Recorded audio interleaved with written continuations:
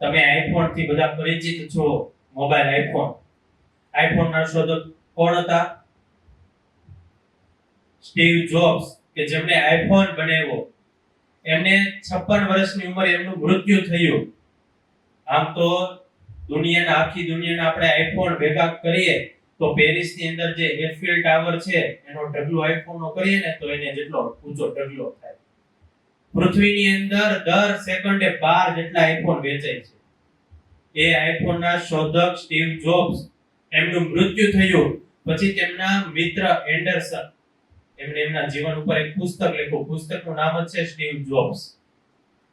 એમને ઘણા બધા પ્રસંગો એમના જીવન ચરિત્ર વિશે લખ્યા છે. એમાંનો એક પ્રસંગ એન્ડરસન એવું લખે છે કે સ્ટીવ જોબ્સે અમને એક વખત રાત્રિ ભોજન માટે સહપરિવાર સાથે બોલાવ્યા.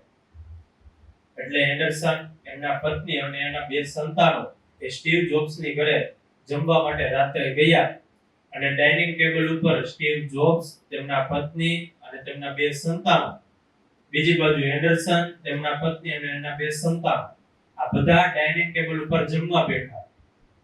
એટલે જે વાતો કરતા હતા એમાં એન્ડરસન એમના મિત્રએ સ્ટીવ જોબ્સને પૂછ્યું કે તારા સંતાનો કયો આઈફોન અત્યારે વાપરે છે? હવે એ સમયમાં i3 અને i4 આ 2 આઈફોન એ બજારમાં હતા.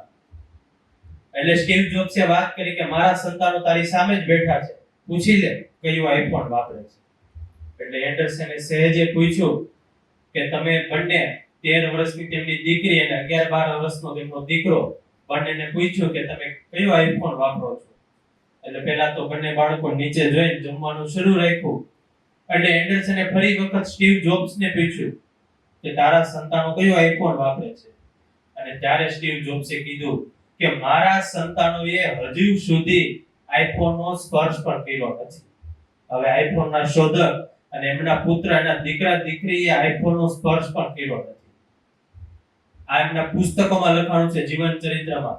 એન્ડરસન કહે એટલું મેં સાંભળ્યું કે આ તો મારા હાથમાંથી ચમચી એ છટકી ગઈ, નીચે પડી ગઈ.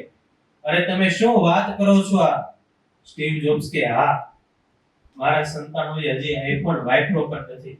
આઈફોનની શોધ મેં કરી છે, એટલે મને આમાં ખબર છે મેં કેટલી અંદર મેં બધી અંદર જીની વાતો મૂકી છે, કેટલી બનાવટ મૂકી છે.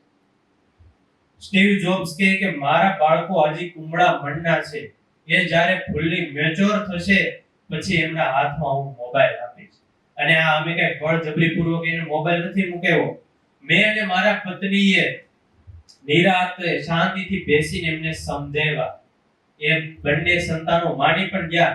અમે એમને કીધું કે તમારે મોબાઈલ જોતા હોય, જે પણ આઈફોન જોઈએ અમે તમને આપીએ, પણ આ આઈફોન એ તમારી જિંદગી, તમારું ભવિષ્ય, તમારા સંસ્કાર એ બધું બગાડશે.